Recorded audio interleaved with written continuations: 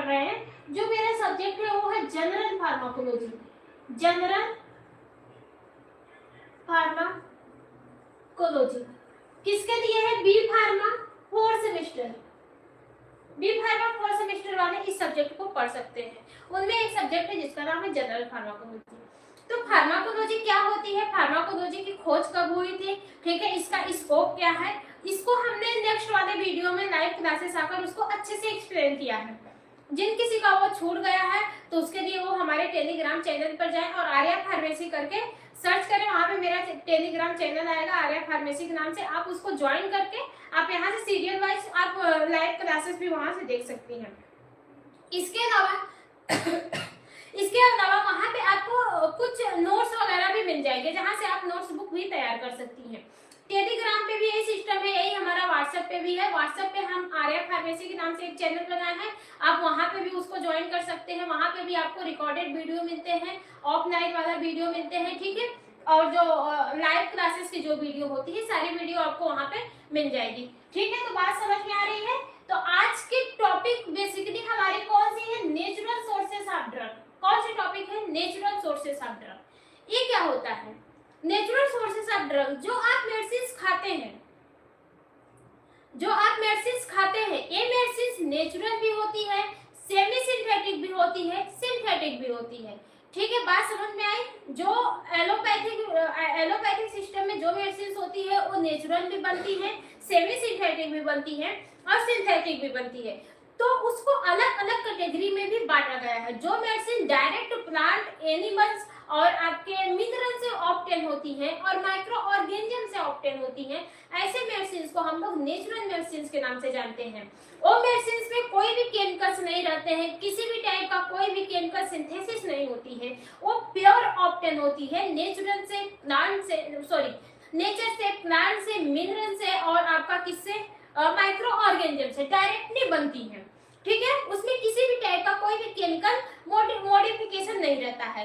लेकिन जो semi synthetic होती है, सेमी सिंथेटिक एक ऐसी ड्रग होती है जहां पे नेचुरल वाली ड्रग भी दिया जाता है। जैसे नेचुरल सोर्स से ड्रग को ऑब्टेन किया जाता है, लेकिन उसमें कुछ केमिकल्स को मिलाकर उसको सेमी सिंथेटिक फॉर्म में कन्वर्ट किया जाता है ताकि नेचुरल सोर्स का जो इफेक्ट है वो बढ़ जाए, वो इंक्रीज हो जाए। बात समझ में आई? नेचुरल सोर्स से दवा ऑब्टेन करके उसमें थोड़ा सा केमिकल मॉडिफिकेशन कर लिया जाता है, उसी मेडिसिन को क्या कहते हैं? Semi synthetic medicine. ये भी एक लैब में होती है, मतलब कि ये एक टाइप की लैबोरेटरी मेथड है। फिर इसके बाद आता है सिंथेटिक मेडिसिन। सिंथेटिक मेडिसिन ऐसी मेडिसिन होती है जिसको हूबहू बनाया जाता है केमिकल के द्वारा, जिसको पार्टिकुलर लैब में तैयार किया जाता है, वो भी एक केमिकल के थ्रू। ऐसे मेडिसिन को हम लोग सिंथेटिक मेडिसिन कहते हैं, जहां पे नेचुरल सोर्सेस नहीं रहते हैं, पूरा का पूरा दवा आपका केमिकल से बना होता है। तो वो सारी दवाएं हमारी कौन सी दवा कहलाती हैं? सिंथेटिक दवा कहलाती हैं, ठीक है। कौन सी दवा कहलाती है? यहाँ पे है सिंथेटिक। देखिए मेडिसिन को 4 भाग में बांटा गया है। कितने भाग में बांटा गया है? 4 भाग में। एक आपका होता है नेचुरल सोर्स जो डायरेक्टली ऑब्टेन होती है प्लांट से, ऐसे मेडिसिन को नेचुरल मेडिसिन के नाम से जानते हैं। और एक आपको कौन सी मेडिसिन होती है? सेमी सिंथेटिक मेडिसिन होती हैं। सेमी सिंथेटिक सोर्स वाली मेडिसिन होती हैं जो डायरेक्टली प्लांट से ऑब्टेन होता है, लेकिन उसमें कुछ केमिकल्स को मिलाकर उसको थोड़ा सा मॉडिफिकेशन कर दिया जाता है। तो ऐसी मेडिसिन हमारी सेमी सिंथेटिक के नाम से जानी जाती हैं। फिर इसके बाद आपका पूरा आता है सिंथेटिक। तो सिंथेटिक मेडिसिन वो मेडिसिन होती हैं जो पूरी तरह से केमिकल से बनी हो, उसको सिंथेटिक मेडिसिन के नाम से जानते हैं। फिर इसके बाद आपका आता है माइक्रोबियल सोर्स। वो मेडिसिन होती है जो माइक्रो ऑर्गेनिज्म से बनती है, जैसे फंगस से, बैक्टीरिया से, वायरसेस से। जैसे हम कोविड की वैक्सीन को कह सकते हैं, जो कोविड की मेडिसिन है और डायरेक्टली आपके वायरस से बनी है, ठीक है। पेनिसिलिन जो ना एक एंटीबायोटिक है पेनिसिलिन, वो भी डायरेक्टली कहां से ऑब्टेन हुई है? एक फंगस से ऑब्टेन हुई है। इसके बाद एक सिफाइलो स्ट्रेप्टोमाइसिन नाम की मेडिसिन है, ये भी आपकी एंटीबायोटिक है। एक स्ट्रेप्टोमाइसिन नाम के एक स्ट्रेप्टोमाइसिस नाम की एक बैक्टीरिया होती है, उससे ऑब्टेन होती है, ठीक है। हाँ, बी कौन है? ये हमारे नेचुरल प्लांट में बी कौन है? Animal sources. कौन सा है? Animal sources. अब देखिए इसमें वो दवा होती है जो डायरेक्टली हमारे कहां से ऑब्टेन होती है? एनिमल से ऑब्टेन होती है। एनिमल से ऑप्टेन होती है। जैसे काऊ के पेनक्रियाज से पेनिसिलिन बना है, डॉग के पेनक्रियाज से पेनिसिलिन बना है। इसके अलावा पिग जो सुअर होती है, पिग, उसके पेनक्रियाज से क्या बना है, पेनिसिलिन बना है। ठीक है, drug derived from the animal tissue secret और ऑर्गेनाइज, मतलब इस ऐसे ऑर्गन से पेनिसिलिन से ये जो दवा बनती है जो सीक्रेट करता है, मतलब ऐसे ऑर्गन जो अपने अंदर से कुछ हार्मोन्स को, एंजाइम को सीक्रेट करते हैं। ठीक है, बात समझ में आई। जैसे हार्मोन्स में इंसुलिन कहाँ से सीक्रेट होता है, पिग या काऊ के पेनक्रियाज से। इंसुलिन पेनक्रियाज से सीक्रेट होता है और पिग और काऊ के पेनक्रियाज से इंसुलिन की मेडिसिन बनाई गई है। ठीक है, एंजाइम जो होती है, एंजाइम जैसे कि ट्रिप्सिन और पेप्सिन, ये वही ट्रिप्सिन और जो पेप्सिन होता है एक प्रोटीन को डाइजेस्ट करने में मदद करता है, और जो ट्रिप्सिन होता है ये दूध को दही में बनाने में मदद करता है, दूध को दही में कन्वर्ट करता है, दूध को दही में कन्वर्ट करता है। तो ट्रिप्सिन और जो पेप्सिन होता है प्रोटीन को डाइजेस्ट और दूध को दही में कन्वर्ट करने में मदद करते हैं। तो ये भी एंजाइम होती है, ये भी एनिमल से हमको डायरेक्टली ऑब्टेन हो जाती है अगर किसी बीमारी में। ठीक है, किसी बीमारी में अदर प्रोडक्ट जैसे हिपैरिन की बात करें, जो हिपैरिन होती है, हिपैरिन नेचुरल हमारे ब्लड में प्रेजेंस होती है।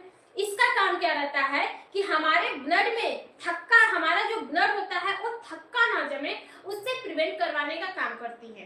ठीक है, अचानक ब्लड क्लॉट करने लगता है, ब्लड थक्का जमाने लगता है, ज्यादातर एक पतली वेन्स में ब्लड थक्का जमाता है, और ब्लड जब थक्का जमाता है तो एक बीमारी होती है जिसको हेमरेज के नाम से जाना जाता है। ये हेमरेज ज्यादातर पतली वेन्स में होती है, और पतली वेन्स कहाँ पे प्रेजेंस होती है, सबसे पतली वेन्स आपके ब्रेन में प्रेजेंस होती है, इसलिए ब्रेन में हेमरेज होने का बहुत ज्यादा चांसेस होता है। ठीक है, तो जो ये हिपैरिन होती है, हिपैरिन ब्लड के क्लॉट को होने से बचाती है, ब्लड हमारा क्लॉट ना कर पाए उससे होने से बचाती है।